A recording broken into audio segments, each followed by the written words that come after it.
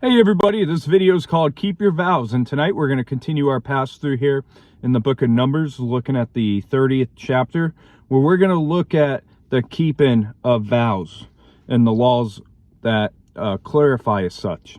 So let's look at Numbers chapter 30, verse 1, starting out. Then Moses spoke to the heads of the tribes concerning the children of Israel, saying, "This is the thing which the Lord has commanded." So this chapter is not anything separate. It's an additional clarification of what's already been given back in Leviticus chapter 27 on vows. And we see that Moses is instructing the leaders to communicate down to their people just like military units do. And one big thing that's important for a military formation is communication from the top down.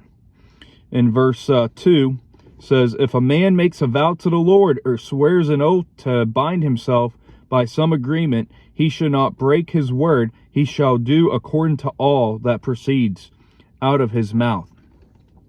So once again, the basic principle is restated here for men. And we see vows before God are no small thing, as God commands that if one makes a vow, they better be careful to keep it. So if Israel makes a vow, they better be careful to keep its vow.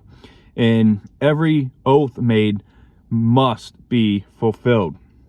And if one couldn't keep a vow, they were better off at not making vows. In Ecclesiastes chapter 5, verses 4 through 5, also says something along those lines with King Solomon. And many vows they are foolish, such as, maybe you've said this before, "I will never do that again." And then what do you find yourself doing? You did it again. So you just made a vow that you did not meet. And, you know, we can make vows, and we should make vows. And one area that we should make vows is that we're going to praise God. In Psalm 56, verse 12, it says, "Vows are made to you, are binding upon me, O God. I will render praises to you." And that verse was spoken by King David when the Philistines captured him, and he spoke that through faith. In verses 3 through 5, it says, "Or if a woman makes a vow to the Lord and binds herself by some agreement while in her father's house in her youth, and her father hears her vow and the agreement by which she has bound herself, and her father holds his peace, then all her vows shall stand. And every agreement which she has bound herself shall stand. But if her father overrules her on the day that he hears, then none of her vows nor her agreements by which she has bound herself shall stand, and the Lord shall release her, or will release her, because her father overruled her." And we see that men here in Israel were responsible for the vows that the woman made under them. So whether it was a man's daughter or a man's wife. And all through verse 16, you're going to see that it speaks on this. And an unmarried woman's vow wasn't taken as binding unless it was approved in some way by her father or her husband. And we see that they had right to overrule her. And same thing with the father. The father had right to overrule his daughter in regards to vows.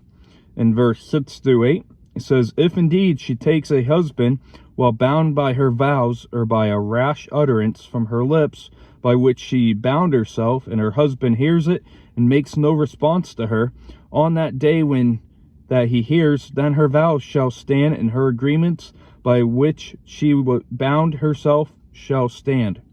But if her husband overrules her on the day that he hears it, he shall make void her vow which she took, and what she uttered with her lips, by which she bound herself, and the Lord will release her." So a married woman's vow wasn't taken as binding unless it was ratified in some way by her husband, who had the right to overrule her, as I mentioned before, a little too early here. But verse 9, it says, "Also any vow of a widow or a divorced woman by which she has bound herself shall stand, against her. So we see that those who weren't viewed under a man's authority, that woman's word would be sufficed. So if she was a widow who lost her husband and she was on her own, her vows would stand in place, and vice versa. In verse 10 through 16, if she vowed in her husband's house or bound herself by an agreement with an oath, and her husband heard it and made no response to her and did not overrule her, then all her vows shall stand, and every agreement by which she bound herself shall stand. But if her husband truly made them void on the day he heard them, then whatever proceeded from her lips concerning her vows, or concerning the agreement binding her, it shall not stand. Her husband has made them void, and the Lord will release her. Every vow and every binding oath to afflict her soul, her husband may confirm it, or her husband may make it void. Now if her husband makes no response whatever to her from day to day, then he confirms all her vows, or all the agreements that bind her. He confirms them because he made no response to her on the day that he heard them. But if he does make them void after he has heard them, then he shall bear her guilt. These are the statutes which the Lord commanded Moses between a man and his wife, between a father and his daughter, in her youth in her father's house. So if a husband confirmed his wife's vows specifically, or even in silence, if he thought that they were good, and he didn't even have to say anything, we see that he was made responsible for those vows. And so far as we've gone through this passage and others in the Old Testament, we see that vows are very sacred to God. So some people in today's century does not like this text. This is probably not a text that you're going to see preached in many churches today. Never mind Ephesians chapter 5, where wives are to submit to their husbands. And, we live in a society today where women, the Bible is looked at as so hateful to women. But really, the Bible is very protective of women. And this is an outworking of the principle of headship. And when God gives authority to one, there comes of accountability with it. So, any man that wants to abuse the Bible and, act like a dictator or, abuse women, whatever, they are being held accountable by God. With authority comes accountability with God. And you've heard that many times throughout the Numbers study. So to wrap up here, we look at the command concerning vows and when vows were made. And we see vows are sacred to God and oaths, and to break them is to result in sin. And we've probably all had promises made to us that were not met in good faith by other friends, best friends, family members, maybe even church family, employers, and so on. And that doesn't mean that it's okay. When we say we're going to do something, we need to be doing it.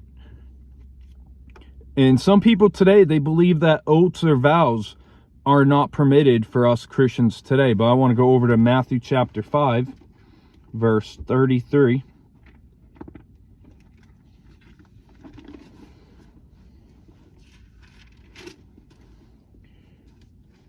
Matthew 5, verse 33 through 37.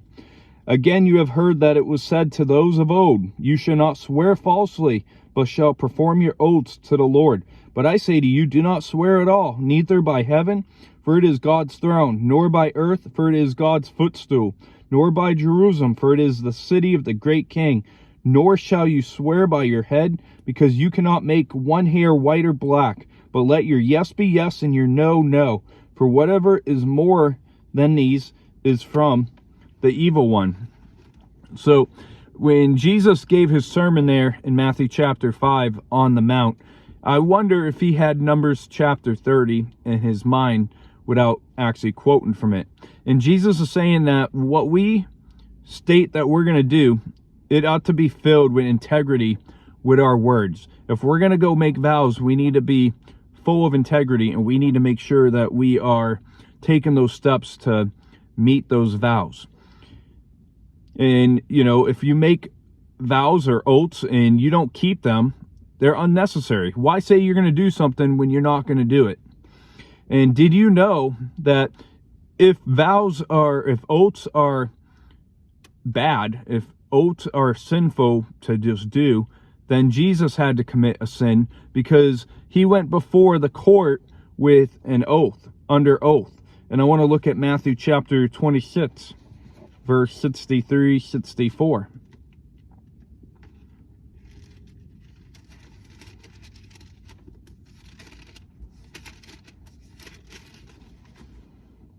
It says here, but Jesus kept silent, and the high priest answered and said to him, I put you under oath by the living God. Tell us if you are the Christ, the Son of God.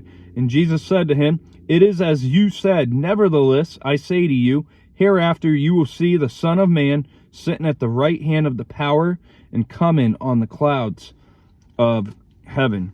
So the high priest called Jesus to answer under oath. I mean, if oaths were wicked, or, you know, God didn't like oaths, or, you know, vows, God, you know, Jesus would have confronted the high priest right there. Jesus wasn't afraid to confront people in sin, no matter if they would try to hurt him or not. And even God himself swears under oath. And I want to go over to Luke chapter 1, verse 73.